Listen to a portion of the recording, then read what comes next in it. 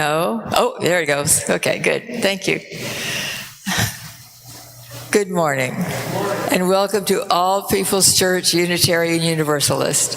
My name is Mary Ann Clark, and I am your co-celebrant this morning. In the pulpit this morning is our lovely minister, Lori King Nelson. We especially welcome those who are visiting today.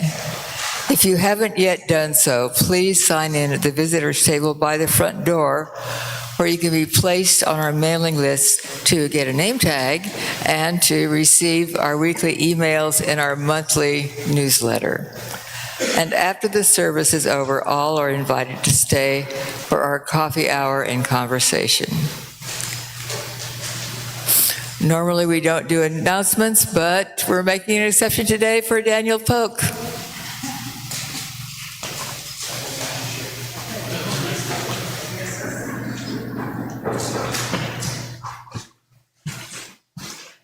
Good morning. Good morning. So, if you haven't noticed,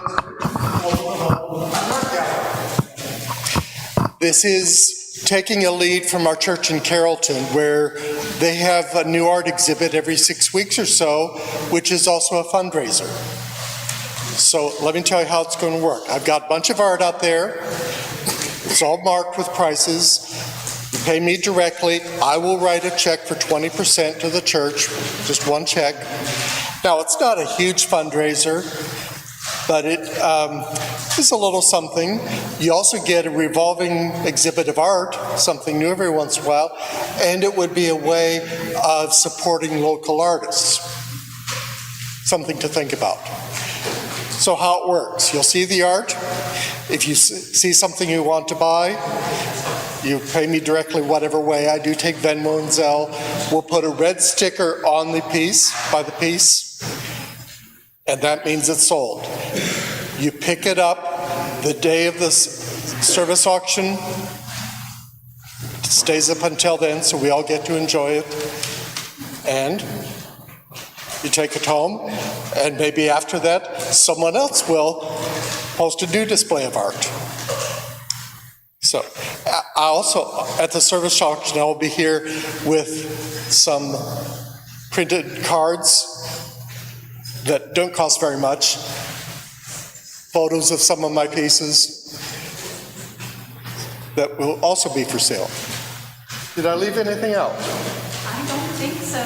Okay. Well, except they need to go in there and look at all of the pieces. Yes, please check it out. It will be up here for the next 4 Sundays, or the next 3 Sundays after today. So come check it out. Thank you.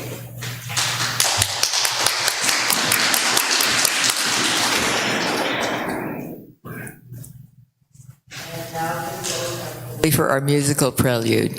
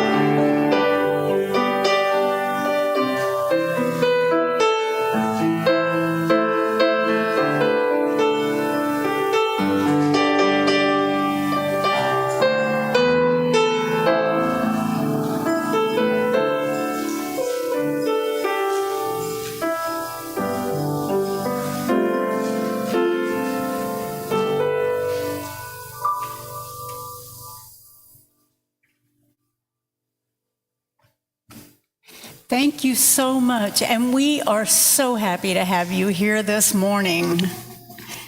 And thank you also, Daniel, for providing this fundraiser for us. Like he said, he's going to be donating one of the pieces of art. We get to choose which one, right? Yeah, and that one will be auctioned off. And so we're really excited about that. But I really urge you to go in there and look, because there's some magnificent pieces in there. Daniel is a fine artist.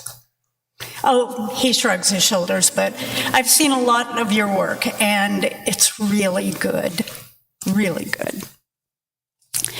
Our opening words this morning are from Linda Hart.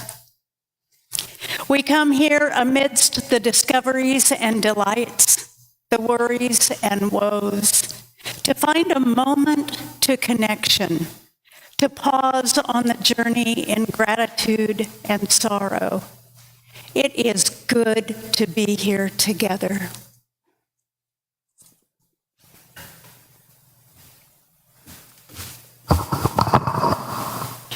We now invite you to rise in body or spirit for the chalice lighting, our opening hymn, and our spoken affirmation.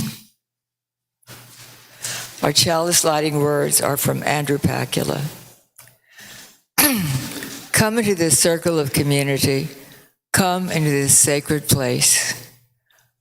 Be not tentative. Bring your whole self. Bring the joy that makes your heart sing.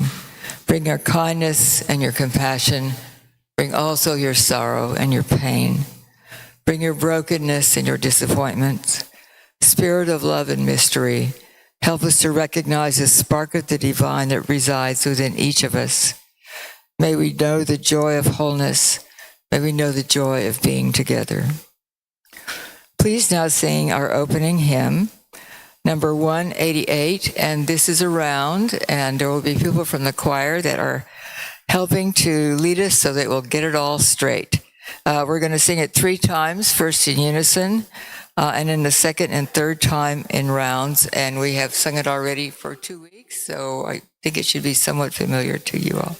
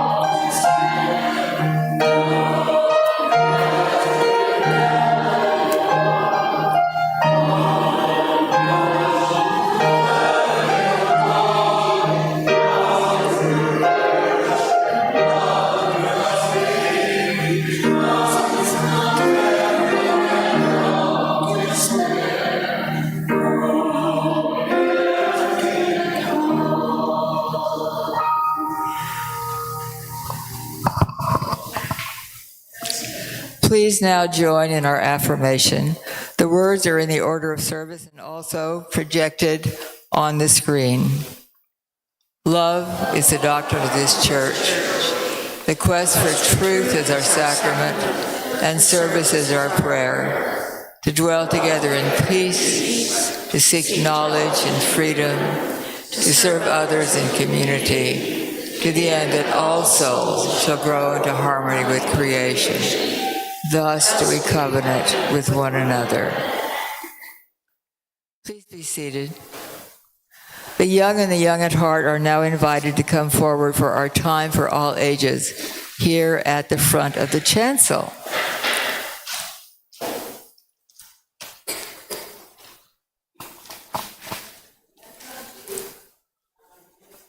Joe, do you want the microphone?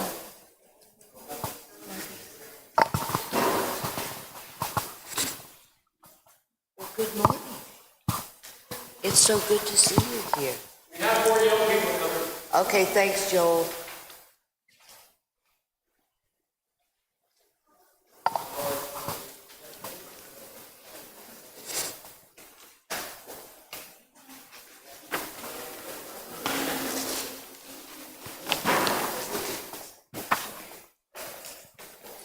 We're so glad you could join us this morning. Good morning, William Michael. I haven't seen you yet today. I hope everybody's doing well.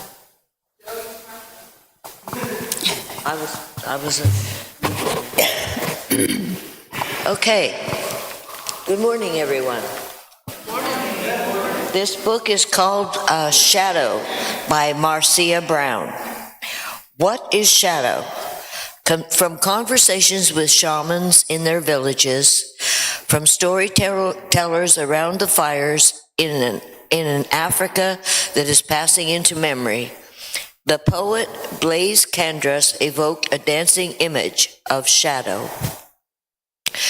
Out of the fire that called forth the many images of shadow came the ash that was a sacred bond to the life that had gone before. The beliefs and ghosts of the past haunt the present as it stretches into the future.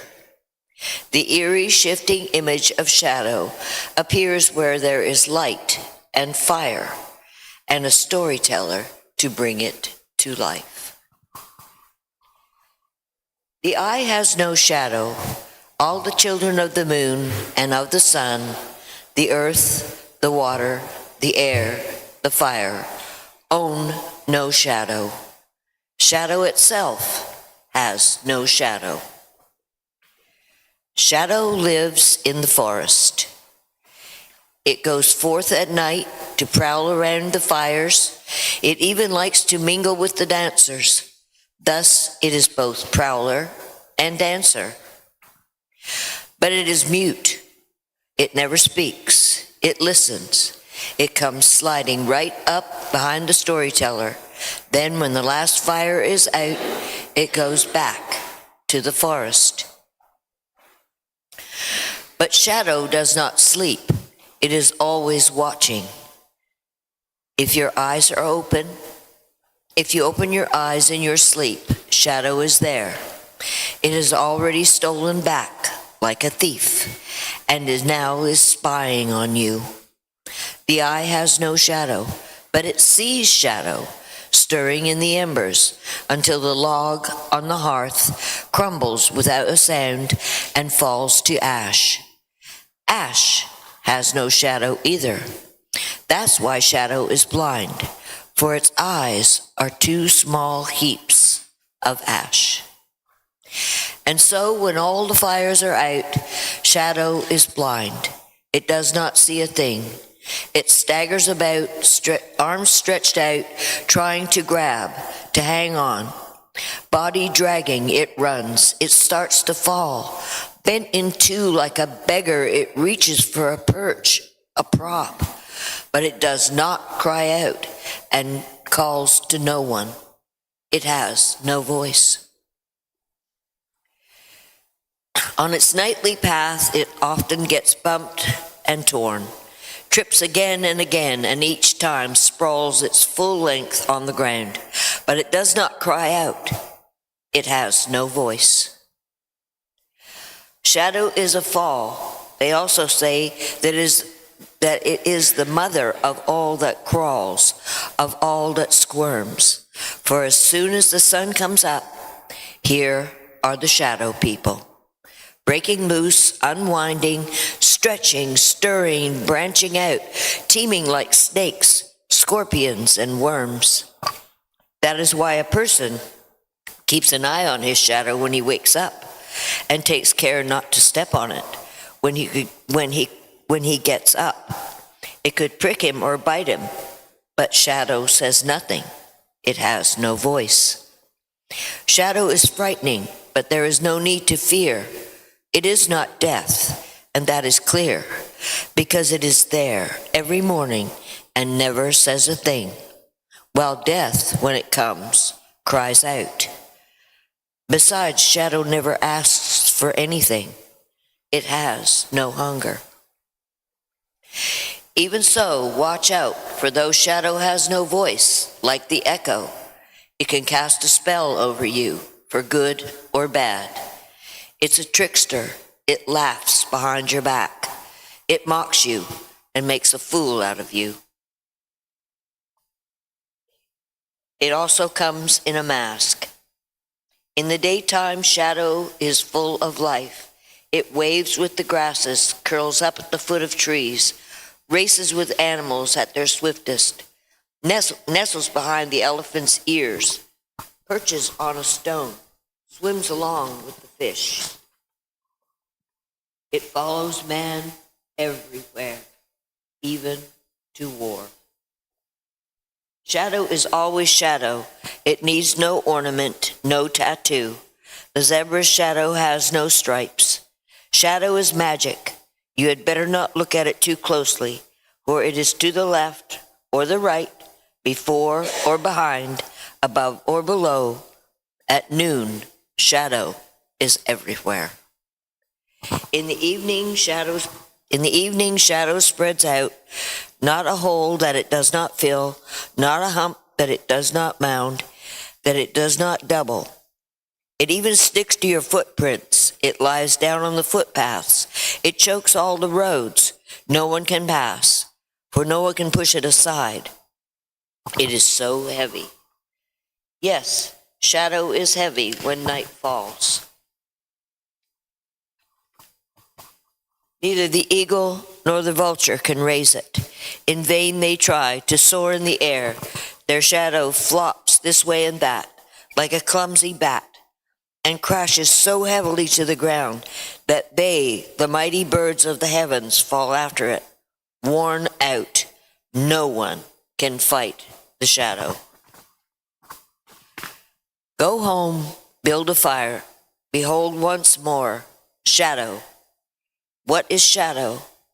In the crackling coals, it is the spark. Light up. The spark has no shadow. The eye has no shadow. But shadow is in the eye. It is the pupil. Every breath stirs it to life. It is a game. It is a dance. So, now everybody knows what your shadow is. Yes. Is shadow good what, sweetheart? A shadow just is. Okay? It has no substance. It's like air. It's merely an illusion. Yeah, you do have a shadow, don't you?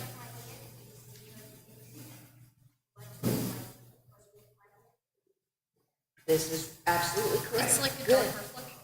Absolutely. Except not in a bad. Yes. All right, guys. Can we sing the children out, please?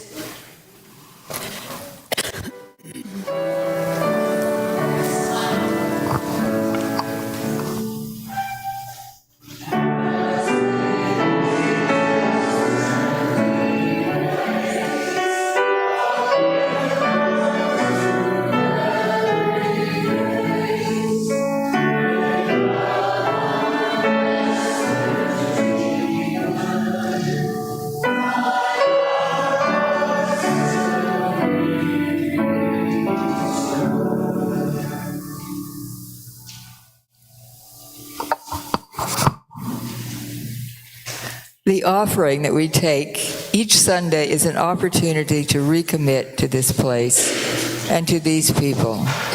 It is as much a ritual as singing together, lighting our chalice, or reciting our unison affirmation. It is a reminder of that form of love we call generosity. It is how we show that we believe it is important to worship together, to help our community, and to say yes to the values of our faith. It is our custom to share the undesignated cash offerings that are collected each week. We do this on a quarterly basis for a nonprofit or charitable organization.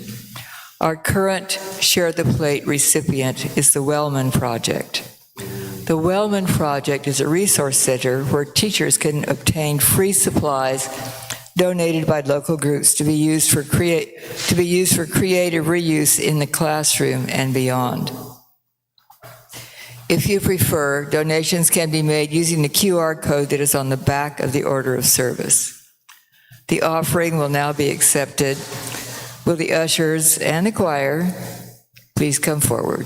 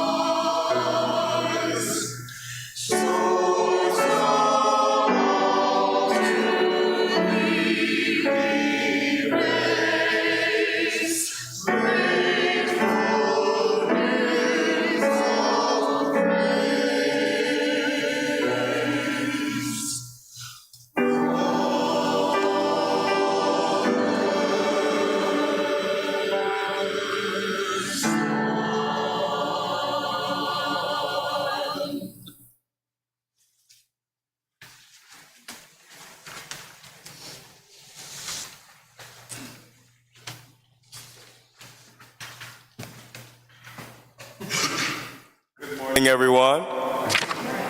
So, our next piece is going to be a hymn titled Filled with Loving Kindness. And we wanted to invite the congregation to sing with us today. So, can we open the Teal book and go to number 1031?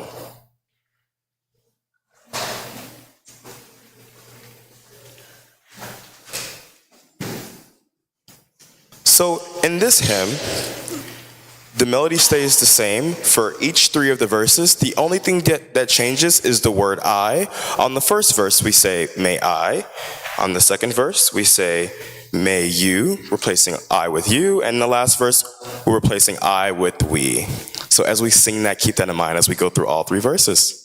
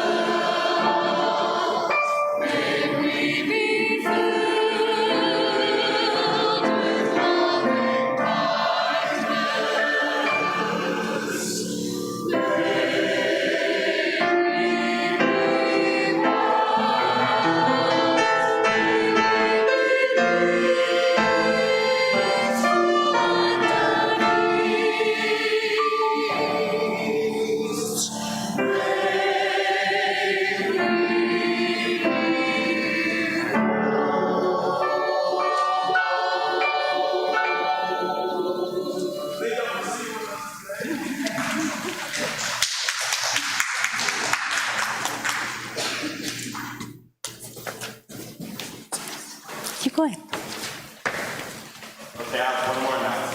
So, for those who were with us last spring, or this spring in May, we had what was called the Lazarus performance. That was our spring concert for All People's Church.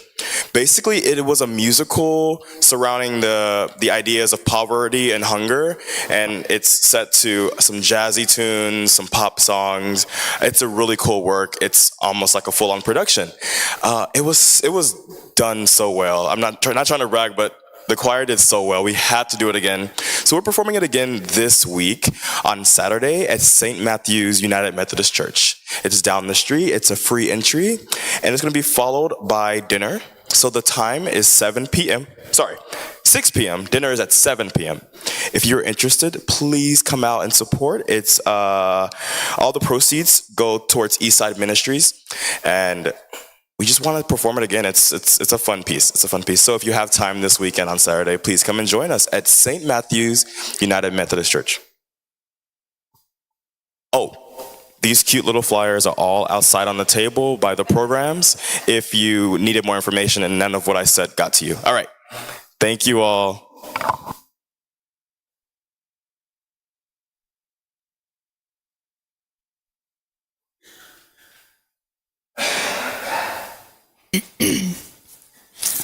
Thank you, choir, Joshua, Josh. I am just thrilled with the music this morning. It was so beautiful. And do go see Lazarus. It's wonderful.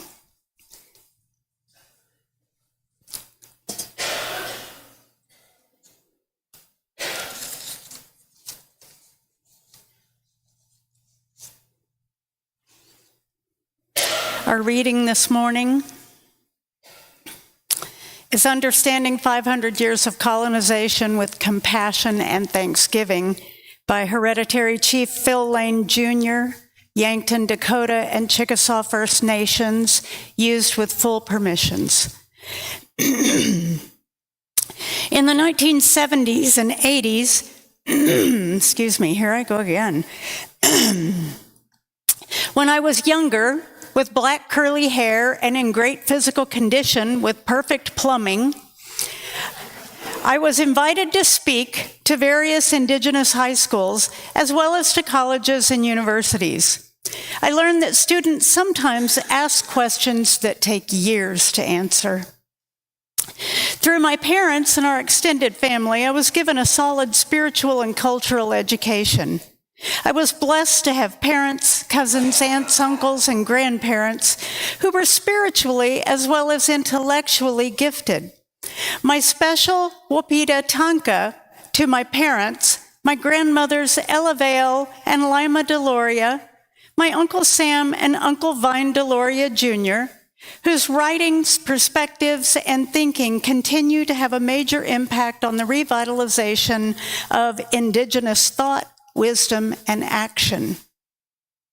In my younger days, I was visibly on fire with the expectation of fulfillment of our indigenous prophecies, our ceremonies, our long-promised global cultural and spiritual awakening, and our vision of the prior unity and oneness of our human family.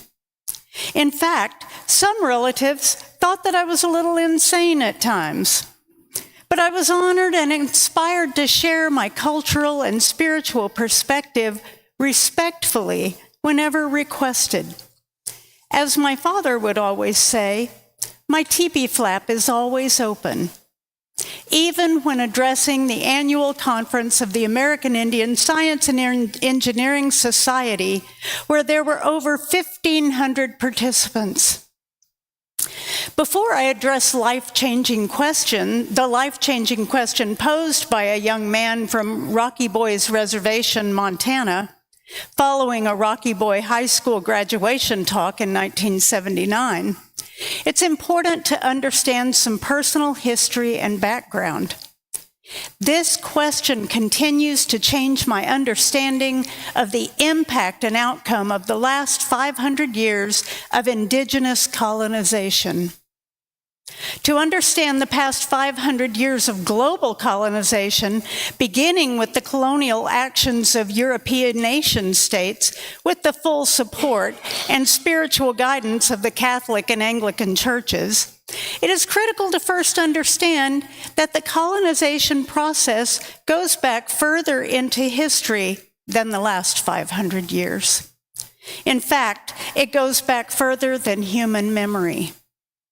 The Rome legions, the city-states of Greece, Attila the Hun, Genghis Khan, the Persian Empire, the Arab Empire, the Ottoman Empire, the Mongolian Empire, and others too numerous to mention outside of the Americas, all were colonizers. As a result of empires and kingdoms rising, colonizing, and falling over the last 4,000 years, and even earlier, there are still deep sources of unresolved intergenerational grief, trauma, internalized oppression, and lateral violence that continues to impact our human family even today. Therefore, to understand and heal the colonization of the past 500 years, it's crucial to address the impacts of all the various forms of colonization that we ourselves, as a human family, have inflicted on our own family due to what was inflicted on us in the process of colonization. With the realization and understanding that only colonized people colonize people, only oppressed people oppress people, and only hurt people hurt people, the promised time has come to address and heal all forms of colonization, oppression, and prejudice of any form. To achieve peace on earth and a new global civilization, this healing and reconciliation process, by definition, needs to be a global process involving every dimension of human society, with a bottom-up, top-down approach. This includes the scientific and spiritual understanding and reality that we are one human family, intimately related to all life, and that the hurt of one is the hurt of all, and the honor of one is the honor of all. The linked histomap that we provided to you this morning, and you'll have to get your reading glasses because the print is really small. It gives a glimpse of the last 4,000 years of wars and colonization, including the last 500 years. From an indigenous perspective, every human being living, dying, and being born today is a spiritual and genetic representative of all those beloved ones that have walked the spiritual path of life, the red road before us. Each of us, through purifying our hearts, will awaken to the spiritual reality that each of us, every human being, is a sovereignty, ancient, imperishable, and everlasting. This purification process, personally and collectively, takes great faith, courage, compassion, love, forgiveness, and patience. Wise elders have told me that there were great civilizations once that flourished on our Mother Earth, but now are covered up and gone without a trace. In addition, there were other sacred messengers of Wakantanka, the Great Spirit, including the Peacemaker, the White Buffalo Calf Woman, Sweet Medicine, and Kukulkan, whose names have disappeared, but the changeless, eternal natural laws and spiritual teachings that underlie all of creation that they taught are still alive and with us today and forever. Compared to other parts of Mother Earth, the 100 million indigenous peoples who lived across the Americas prior to 1492 lived together in relative peace and harmony. Kinship trails crisscrossed the Americas, and trading, learning from one another, and forging enduring, culturally and spiritually fulfilling relationships with others was preferred to conflict and the needless shedding of blood. In fact, most highways and byways that across the Americas today were built on former kinship trails, trading routes that bound together the Americas and the union of the condor, the quetzal, and the eagle. I have traveled these kinship trails many times. From my perspective and experience, while indigenous peoples of the Americas may outwardly express and symbolize our cultures and spiritual teachings differently, within the heart of the indigenous peoples, the natural laws and core spiritual teachings are one and the same. We, the the indigenous peoples of the Americas certainly were not perfect by today's social justice standards. Unjust slavery and caste systems were practiced by some indigenous relatives. The great Toltec spiritual messenger, Quetzalcoatl, warned against using human sacrifice and the consequences of violating that sacred law. The Aztecs chose to ignore this sacred teaching of Quetzalcoatl, sometimes known as Kukulkan. As a result, Herman Cortez, with less than 100 men, and helped and supported by the tribes and nations whose most beloved children were being sacrificed in violation of the sacred teachings, was able to sack and destroy the beautiful city, long known as the place of the 7 sacred lakes. In doing so, they destroyed the Aztec Empire. The 7 sacred lakes have dried up. The city at the heart of the Aztec Empire, now known as Mexico City. In the end, all the indigenous tribes and nations living in what is known as Latin America, including those that helped the Spaniards, were savagely and cruelly colonized. The British, French, Dutch, and Portuguese colonizers all did the same. And even though each European colonizer had their own style, the purpose of colonization was the same. As well, a prophecy foretold that the great Inca Empire would be destroyed if the Incas became disunified. As was foretold, there was disunity between 2 Inca half-brothers, Atahualpa, with his capital in Cajamarca, close to what today is Quito, Ecuador, and the other, Huáscar, with his capital in Cusco, Peru. This disunity of the Inca half-brothers, preceded by devastating European diseases and the great treachery of Francisco Pizarro, led to the destruction of the Inca Empire.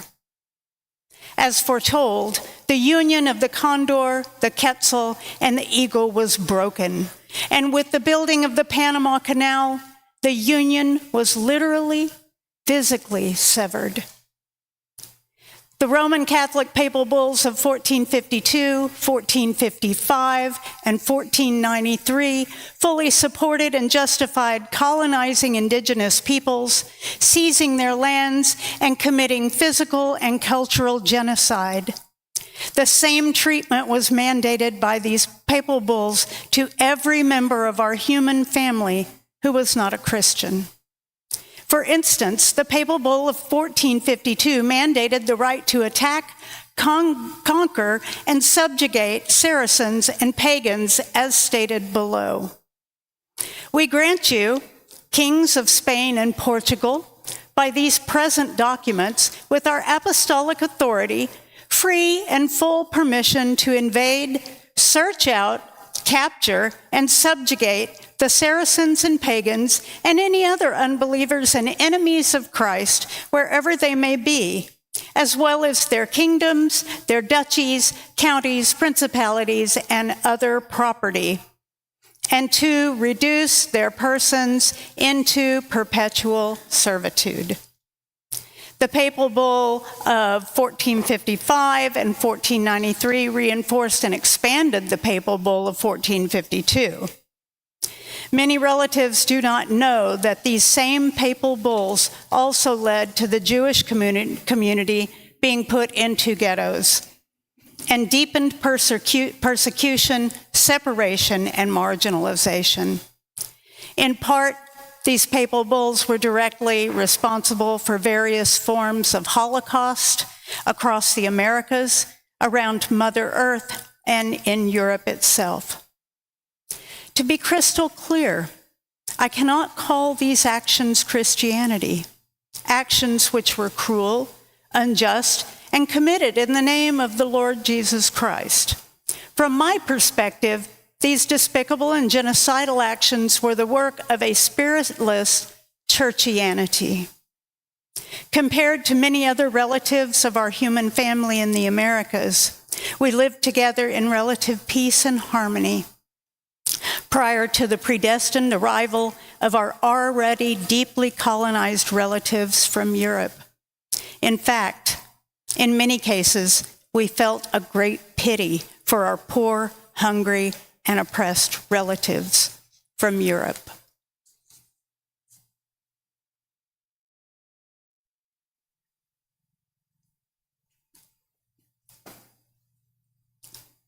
At this time in our service, we pause to honor and to give time and attention to those things most important to us. We gather here for healing and for peace in our hearts and in the world, and honor our time together with the shared stories and news from the congregation. Each week there's a journal outside the entrance to the sanctuary where you can write a message of memory or hope. We honor these messages by lighting 3 candles here next to our chalice. Also, at any time during our service, you're welcome to come forward and light a candle in our meditation center to the side of the chancel. Today, from our Book of Memory and Hope, we include the following. Kevin Stout's mother and Hunter's grandmother is having surgery tomorrow. Kevin asks that you keep her in your thoughts and prayers tomorrow. We're sharing the joy that so many in our congregation attended No Kings rally in the area. Downtown Fort Worth, I think Julie said there were 20 of us from this congregation. Yeah, so that's pretty darn amazing. Yeah. And I think that members of our congregation attended across maybe 3 or 4 different rallies. So we're doing a good job out there.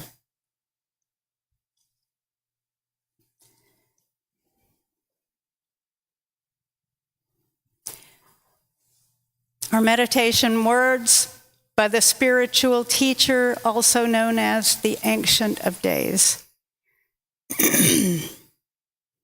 Be generous in prosperity, thankful in adversity. Be worthy of the trust of your friends and relatives, and look upon them with a bright and friendly face. Be a treasure to the poor, an admonisher to the rich, an answerer to the cry of the needy, a preserver of the sanctity of your pledge. Be fair in your judgment and guarded in your speech. Be unjust to no one. Be as a lamp to them that walk in darkness, a joy to the sorrowful, a sea for the thirsty, and a haven for the distressed, an upholder and defender of the victim of oppression.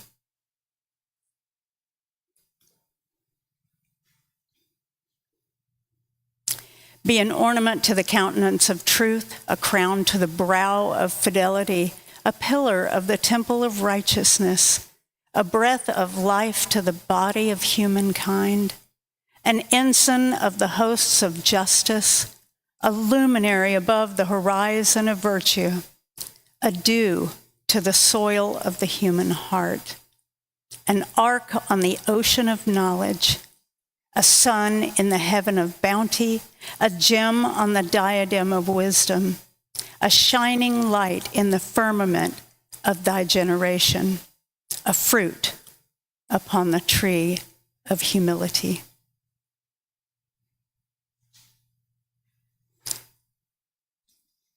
We'll have a moment of silence, and then Josh will lead us with music.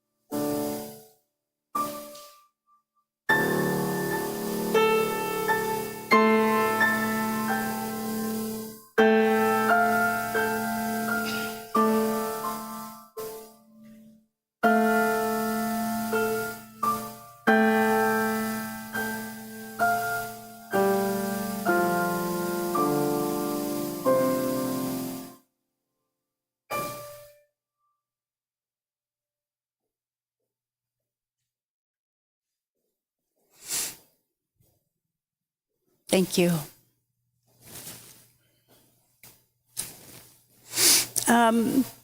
Because time went so quickly, I am going to shorten my second message. So, Brother Phil, as he is known, continued with, "It was our indigenous compassion for the suffering of other human beings that led to what is today called Thanksgiving Day. After a brief interlude of 54 years of peace with the Pilgrims, the rest of the 500-year colonization process of the indigenous peoples across the Americas included physical and cultural genocide, and were vicious, cruel, violent, and deliberately carried out to kill the Indian and save the child.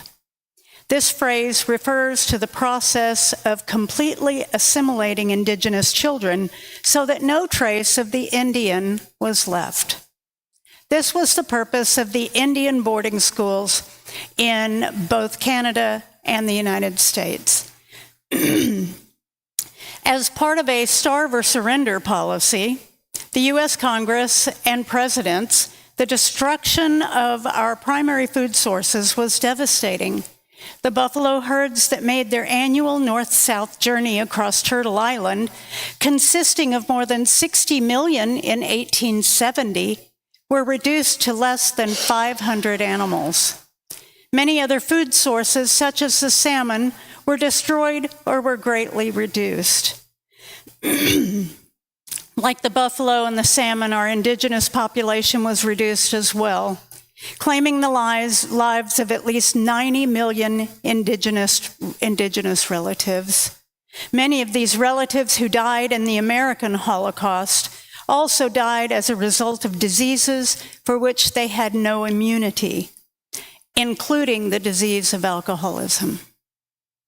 All across the Americas, indigenous peoples were simply considered non-human and non-Christian. They were slaughtered, enslaved, and their lands were unlawfully taken, justified by the doctrine of discovery and manifest destiny. These legal tools of colonialism were backed up, as previously shared, by the papal bulls. My father told me much later in life that is the reason why, in my younger days, that he always tried to keep me close to him at home, strongly supported me in participating in athletics, and did not let me socialize downtown in the small city of Walla Walla with my classmates after school. And it was because he did not want me to lose my wildness. In fact, my father would always tell me, "Son, I was born wild and I am going to die wild. I do not want any part of Pepsodent toothpaste, Preparation H, Diet Coke, or wine cooler culture." What my beloved father did not understand at the time was that, as much as I knew without question that my father and my mother loved me as much as life itself, they were all passing on their generational trauma, oppression, and pain with their unconditional love.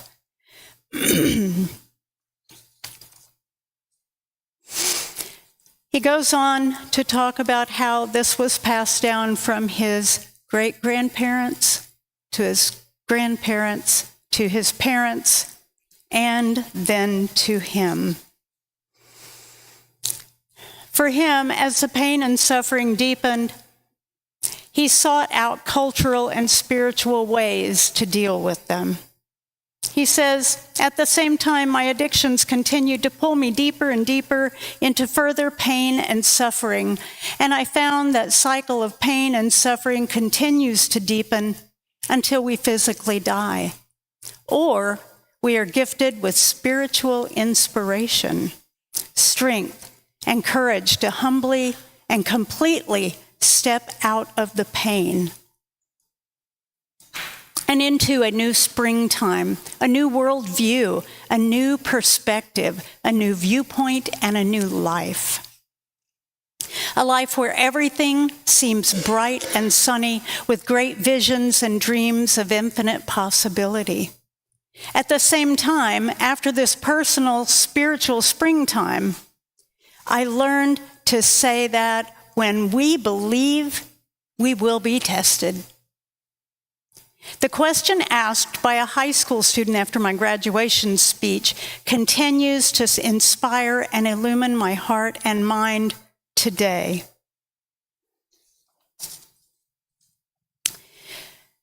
His question was, Phil, I heard all your great words about our old Indian people, the special love and care they gave to those at twilight and sundown of their lives, the way they cared for and loved Mother Earth and all life, the way we prayed, fasted, and sacrificed ourselves to learn to know and love Creator with all our hearts, the greatness of our elders and visionaries, and the great courage of our warriors. Most of all, you repeated how much we honored, respected, and loved the Great Spirit, and at all times tried our best to be good relatives to all of life.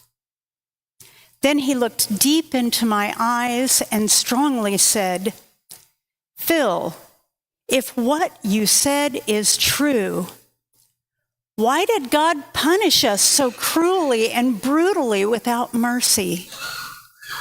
As he shared this question with me, my soul, my heart, and my mind filled with pain, suffering, regret, and shame, not just regarding my own personal journey, but my heartfelt awareness of the cruel suffering, pain, and injustice of the physical and cultural genocide inflicted on the indigenous peoples of the Americas.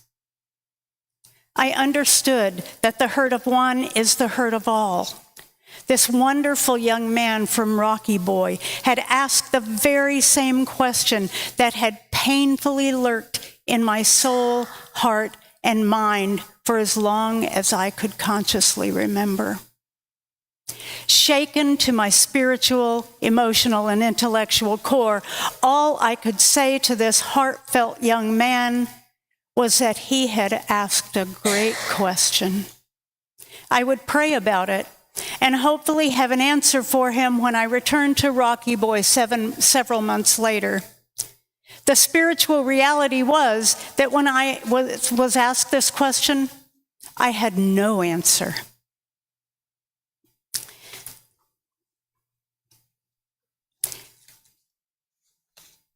While I fasted and sacrificed food, water, and companionship to be alone and offer my prayers of thanksgiving, requests, and love to Wankantanka, the Great Spirit, I was stronger spiritually, mentally, emotionally, and volitionally. I also gained a deeper respect and relationship with food, water, and companionship.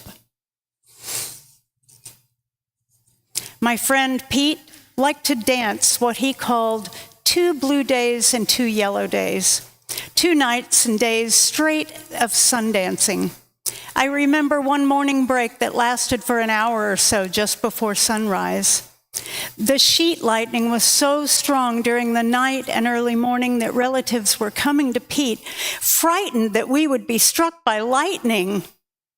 I remember clearly with the sheet lightning all around us that Pete spoke to us during a break about 4:30 a.m. In essence, he said, "Boys, I cannot think of a better place to go to the spiritual world right now than right here sun dancing. But I'm an old man. Your relatives are very worried about you being struck by lightning, so we'll take a break for now." Before sunrise, we were dancing again. That night, after the Sundance ceremony was finished, I prayed and reflected on the question of the young man from Rocky Boy. Why did God punish us? As I prayed, I remembered the prayers and ceremonies I was honored and privileged to participate in before and after he had asked this question. Then the answer came to me like a bolt of lightning. The indigenous peoples of the Americas and beyond have just completed a 500-year-long sweat lodge, fast, and Sundance ceremony. Every challenge we faced during the past 500 years was not a punishment. It was a spiritual preparation for our work today, tomorrow, and into the future. To lead through consultation and free, prior, and informed consent.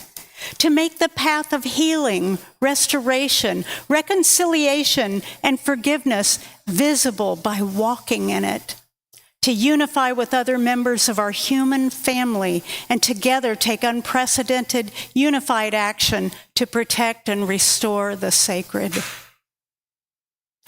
We are leaving the sacred ceremony of the spiritual wintertime of 500 years and fully stepping into our long-promised spiritual springtime, spiritually stronger and more unified than ever before in our history. We have clearly demonstrated through our prophecies, prayers, dedication, and determination that physical surrender does not mean spiritual surrender. We deeply understand from hard-won experience that every member of our human family in some way longs for love, compassion, healing, understanding, justice, and peace.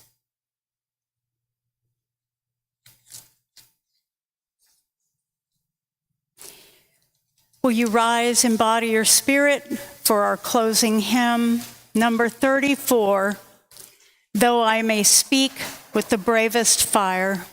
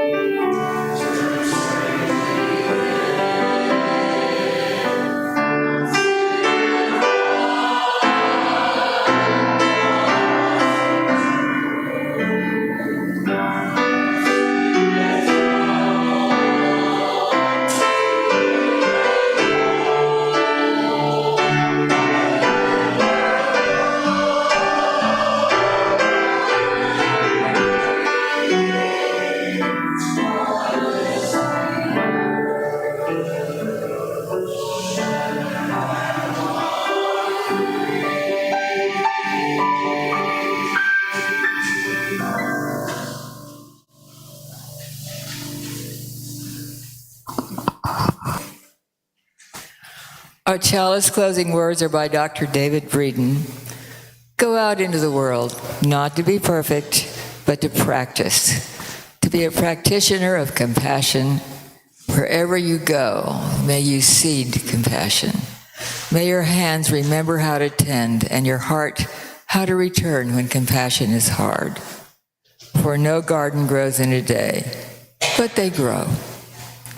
Go in peace and practice growing.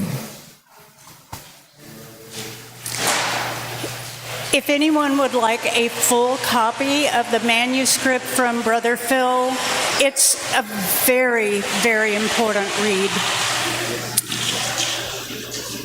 go from here now, called to fully understand the legacy of our collective colonization and the continued generational trauma that is still experienced. May we always be a people looking for truths, both on our paths and on others.